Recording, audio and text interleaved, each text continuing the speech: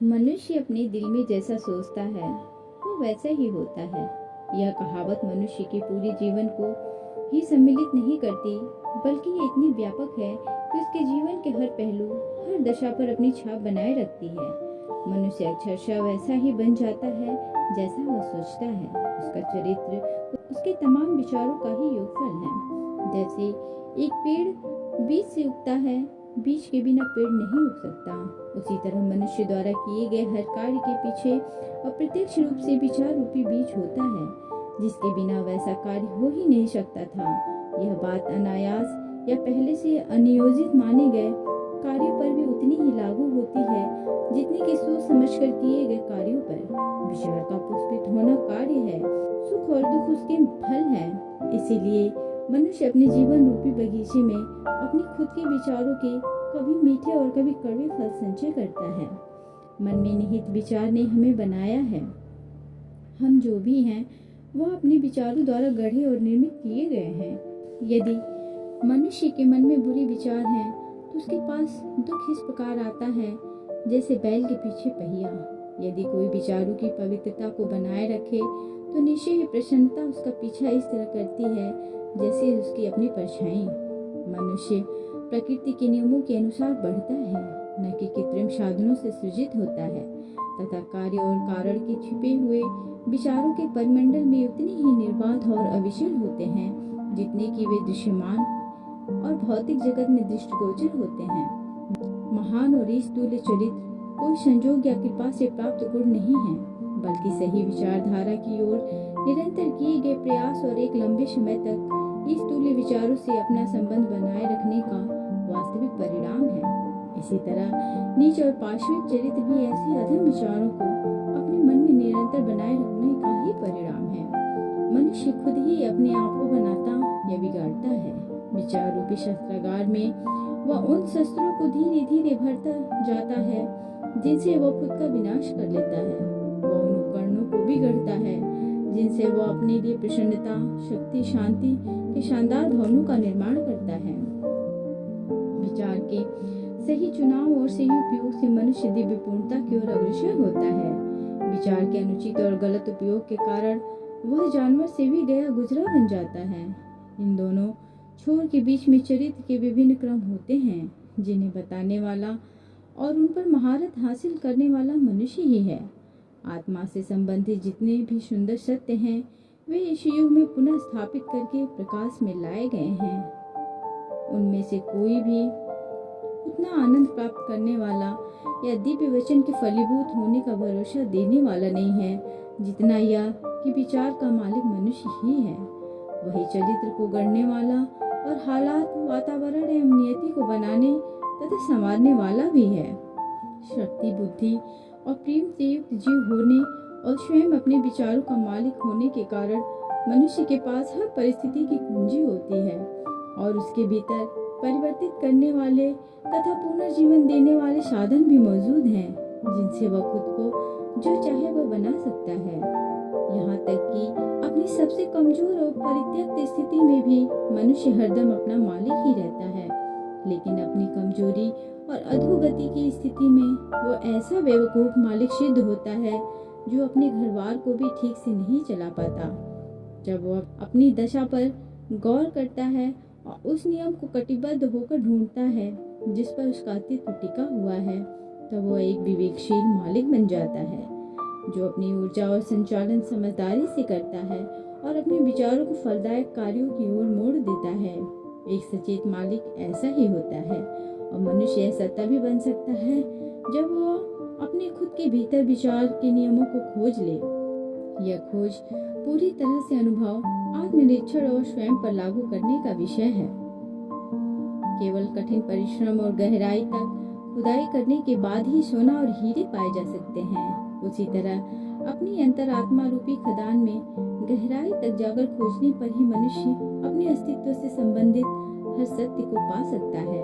यदि वो अपनी समझदारी, विवेक और शक्ति का उपयोग करके अपने विचारों पर नजर रखे, उन्हें नियंत्रित करे और उनमें परिवर्तन करे तथा उनसे होने वाले प्रभावों को अपने ऊपर, दूसरों के ऊपर, अपने जीवन और उसकी परिस्थितियों के ऊपर उनके कारण और प्रभाव को जोड़कर धैर्यपूर्वक अभ्यास और छानबीन करे तथा अपने हर अनुभव का उपयोग करते हुए रोजमर्रा की जिंदगी में होने वाली छोटी से छोटी घटना को परखकर अपने खुद के बारे में ज्ञान प्राप्त करने का साधन समझे, तो वो इस बात को अचूक साबित कर सकता है कि अपने चरित्र को बनाने वाला, अपने जीवन को गढ़ने वाला और अपने भाग्य का निर्माण करने वाला वह स्वयं ही है। किसी भी अन्य स्थिति की अपेक्षा इस दिशा में यह नियम कि जो खोजता है वही पाता है और जो खटखटाता है द्वार उसी के लिए खुलता है, पूरी तरह लागू होता है। केवल धैर्य, अभ्यास और बिना थके निरंतर दृढ़ रहने से ही मनुष्य ज्ञान रूपी मंदिर के द्वार में प्रवेश पा सकता है। मनुष्य का मन एक उपवन के समान है जिसे समझदारी से सजाया संवारा जा सकता है अथवा उसे झाड़ झंकार की भांति बेरोक टोक फैलने दिया जा सकता है, लेकिन चाहे परिष्कृत ढंग से हो या उपेक्षित, उसमें कुछ न कुछ तो उगने ही वाला है। यदि उसमें उपयोगी बीज नहीं बोए गए तो बेकार के पेड़ पौधे उगते रहेंगे। अनुपयोगी जंगली खरपतवार के बीज बहुतायत से पैदा होकर बिखरते रहेंगे और अपने ही समान खरपतवार बढ़ाते जाएंगे। जैसे माली अपने बगीचे में करीने से जमीन तैयार करता है, खरपतवार साफ करता है, अपनी जरूरत के अनुसार फल फूल उगाता है, उसी तरह सारे खराब, गलत, अशुद्ध विचारों की खरपतवार को उखाड़ते रहकर मनुष्य को अपने मन रूपी भवन को सुंदर बनाए रखना चाहिए और पूर्णत्व की ओर बढ़ने के लिए सही, उपयोगी और शुद्ध फल फूल रूपी विचार बनाए रखकर उनकी देखभाल करते रहना चाहिए। इस प्रक्रिया को बराबर करते रहने से देर सवेर मनुष्य को आखिर यह बोध हो ही जाता है कि अपनी आत्मा रूपी बगिया का वही प्रमुख माली है और अपने जीवन का निर्देशक भी। विचार के ये नियम उसके भीतर उद्घाटित होते हैं कि किस प्रकार विचार की शक्ति और मन के तत्व उसके चरित्र, परिस्थितियां और भाग्य को गढ़ने में अपना योगदान देते हैं और इस बारे में उसकी समझदारी दिन प्रतिदिन बढ़ती ही जाती है। विचार और चरित्र एक ही है और जिस तरह चरित्र केवल वातावरण और परिस्थितियों के द्वारा ही अपने आप को अभिव्यक्त करके समझता है, उसी प्रकार मनुष्य के जीवन की बाहरी दशाएं उसकी आंतरिक दशाओं के सामंजस्य में प्रकट होती हैं। इसका अर्थ यह नहीं है कि किसी समय विशेष में मनुष्य की परिस्थितियां उसके संपूर्ण चरित्र के बारे में संकेत दे सकें, लेकिन वे परिस्थितियां उसके भीतर के महत्वपूर्ण विचार तत्व में इतनी प्रगाढ़ता से जुड़ी होती हैं कि उस समय उसकी प्रगति के लिए वे अत्यावश्यक होती हैं। अस्तित्व के नियम के अनुसार हर मनुष्य अपनी उस सही जगह पर है जहां उसे होना चाहिए। जिन विचारों को उसने अपने चरित्र में गढ़ा है वही उसे वहां पर लेकर आए हैं और उसके जीवन की व्यवस्था में इत्तेफाक की कोई गुंजाइश नहीं है, बल्कि यह सब उस नियम का परिणाम है जिसमें कभी गलती हो ही नहीं सकती। यह उनके लिए बिल्कुल उसी तरह सच है जो अपने वातावरण से संतुष्ट है और उनके लिए भी जो अपने वातावरण से सामंजस्य नहीं बैठा पाते। एक प्रगतिशील और विकासशील प्राणी के रूप में मनुष्य जहाँ कहीं भी है, यह सीखने के लिए है कि वह विकसित हो और किसी भी परिस्थिति में जैसे जैसे वह अपने लिए निहित आध्यात्मिक सबक सीखता जाता है, वैसे वैसे वह परिस्थिति समाप्त होती जाती है और दूसरी परिस्थितियों को जगह देती जाती हैं। जब तक मनुष्य स्वयं को बाहरी हालातों के द्वारा नियंत्रित प्राणी मानता रहता है, तब तक वह परिस्थितियों के थपेड़े खाता रहता है। लेकिन जब उसे एहसास होता है कि उसमें वह सृजनात्मक शक्ति है जो अपने अस्तित्व में छिपी मिट्टी और बीज को ऐसा आदेश दे सकती है जिसमें से परिस्थितियां उत्पन्न होती हैं, तब सही मायने में वो अपना मालिक बन जाता है।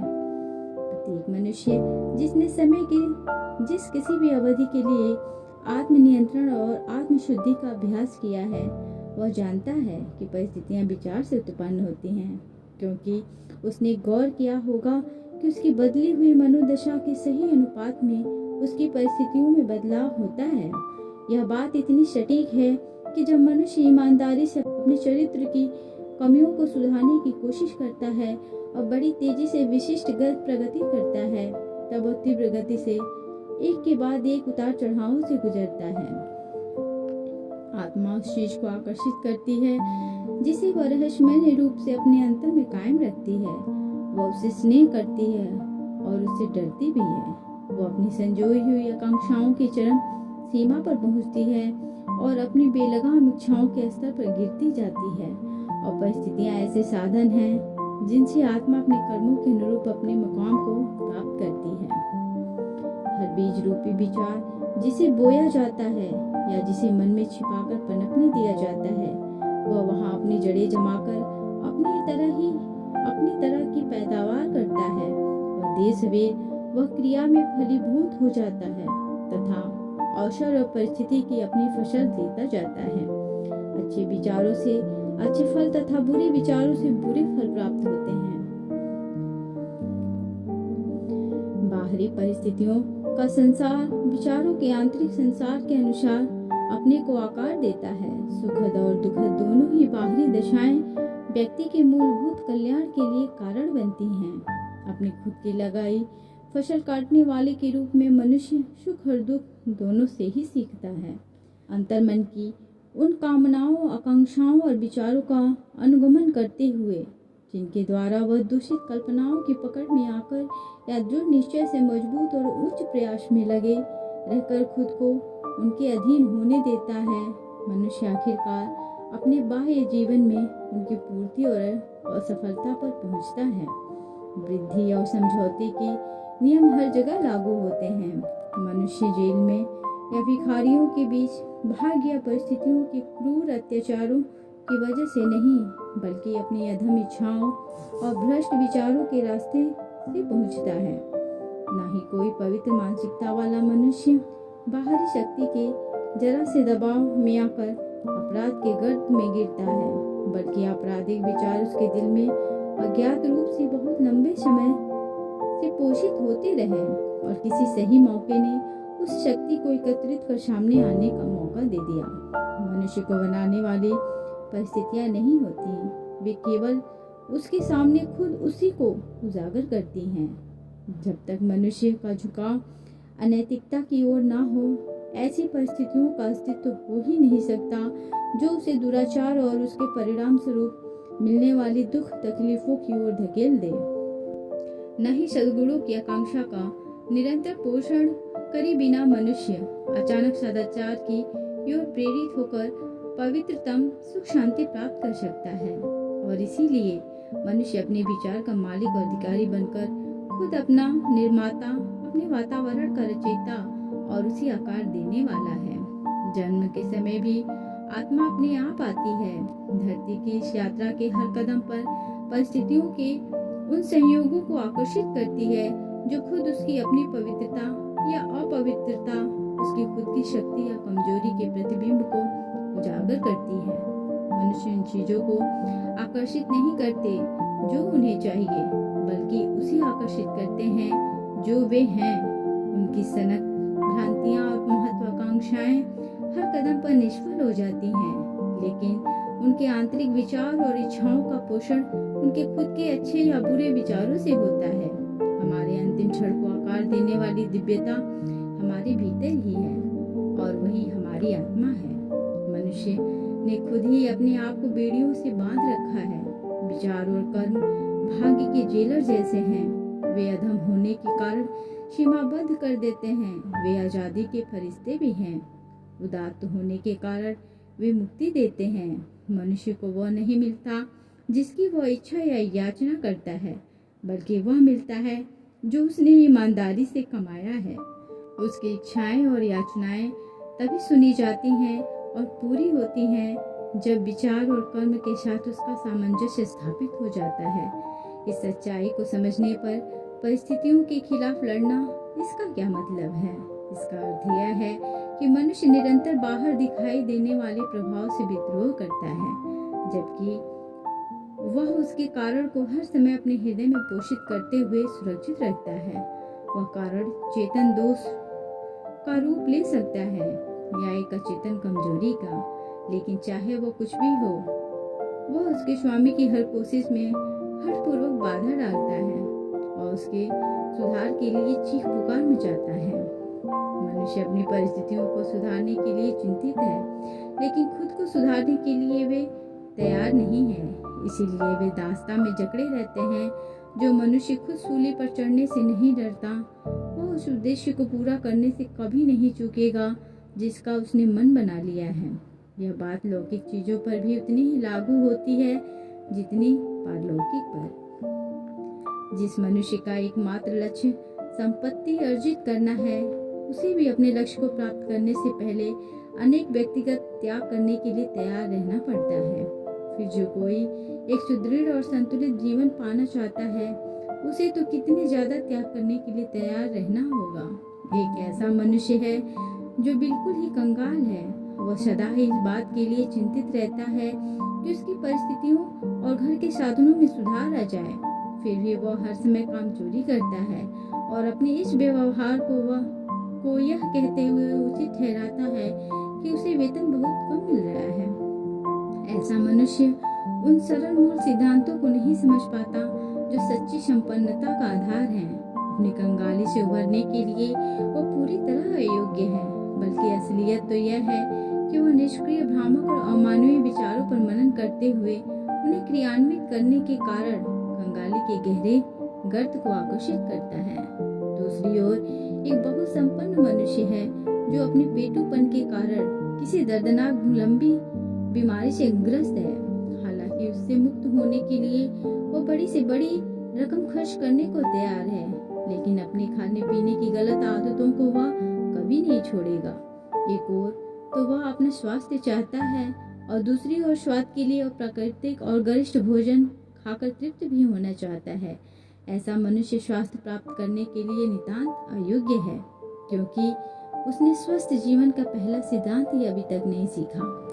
यहाँ मजदूरों का एक प्रबंधक है जो उन्हें उपयुक्त वेतन देने से बचने के लिए धूर्तता पर उतर आता है और ज्यादा मुनाफा कमाने के चक्कर में उनका वेतन कम कर देता है। ऐसा मनुष्य समृद्धि के लिए बिल्कुल अयोग्य है। जब उसकी संपन्नता और प्रतिष्ठा का दिवाला निकल जाता है तो बिना यह जाने कि अपनी इस हालत का जिम्मेदार वह खुद है, वह अपनी परिस्थितियों को दोष देता है। यहाँ पर 3 उदाहरण इस सच को स्पष्ट करने के लिए बताए गए हैं कि अपनी परिस्थितियों का कारण मनुष्य स्वयं है। यह भी कि उसका लक्ष्य अच्छे परिणाम प्राप्त करने का होते हुए भी वह अपनी उपलब्धियों से निरंतर निराश होता रहता है, क्योंकि वह ऐसे विचार और इच्छाओं को बढ़ावा देता है जो शायद उस अच्छे परिणाम से तालमेल नहीं बैठा सकते। थोड़े बहुत बदलाव करके ऐसे अनगिनत उदाहरण दिए जा सकते हैं, लेकिन यह आवश्यक नहीं है, क्योंकि यदि आप चाहें और संकल्प करें तो अपने मन में, अपने जीवन में विचार के नियम के प्रभाव को खोज सकते हैं। जब तक ऐसा न किया जाए, सिर्फ बाहरी तथ्य विवेचना का आधार नहीं बन सकते। अगर आपको ये ऑडियो पसंद आई हो तो प्लीज़ इसे लाइक, शेयर एंड सब्सक्राइब जरूर करें। Thanks for watching.